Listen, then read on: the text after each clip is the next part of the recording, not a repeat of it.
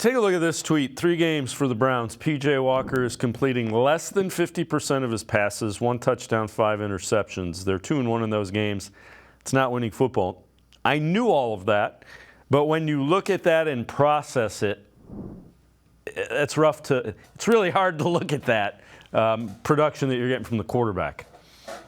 Yeah, touchdown passes can be weird because, they hand the ball a lot inside the 5. That diminishes your touchdowns.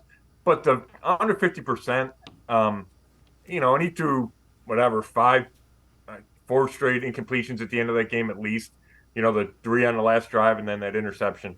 So that, affects the stats a little bit. But he just, he's not a high completion percentage guy. And that's tough, especially when you combine it with turnovers, right? Like, that's just not the recipe. Again, so that talks to, okay, do they need to upgrade there? I would say what's easiest is you need Deshaun Watson to play again, right? That would seem to solve plenty of things, assuming Watson's healthy enough and plays like you think Deshaun Watson should and could play. And the other part of that is whoever you want to give the credit to, and I tend to give a lot of it to Kevin Stefanski. They've won 2 games with a quarterback playing at that level, and I don't know how some of that or a lot of that credit does not go to the coach for having his guys in that position. All right, this is one more thing, and again, it's not pile on P.J. Walker here. These are QB grades and efficiency charts through Week 8.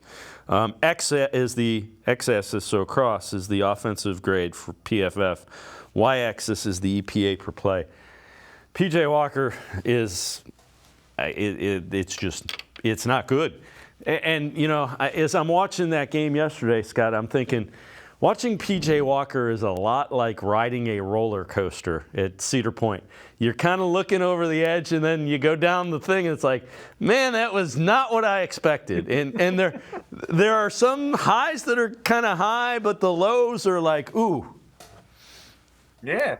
And, if you look at that, Deshaun Watson and Joshua Dobbs, right, who they traded and that opened up the backup spot, they're not high on that chart, but they're still way to the right and higher than P.J. Walker, right? So that would seem to signify to me that would be enough of an upgrade that they win yesterday's game, right? They would probably have a much better chance to win moving forward. And then Walker, he's interesting because, I don't have high expectations for him, but he's got a big arm. He can make a lot of throws, and you see it from time to time. He made we were talking about Elijah Moore. He made a deep throw down the right seam to Moore yesterday, and I thought that was the best pass Walker's made with the Browns. And it wasn't like a super tiny window, but it wasn't a huge window, and you needed a big arm, and there was a safety coming, and he zipped it in there, and he's got that potential, but you talked about being a beat slow. He's not the tallest guy in the world, so I think some things he doesn't see, and maybe that shows up on 3rd and 3. There's a lot of bodies in front of him. He's not 6 feet tall. The interception to Njoku, he said it was miscommunication. So I think Njoku stopped and he was continuing to lead him, and that happens. But some of the interceptions, the fumbles, they're not coming on really difficult plays. They're just bad decisions / bad throws, and they're just the rate of those is too high to live with. Yeah, I'm telling you, it's a roller coaster. Every time you watch him, there's ups and downs, loops and drops.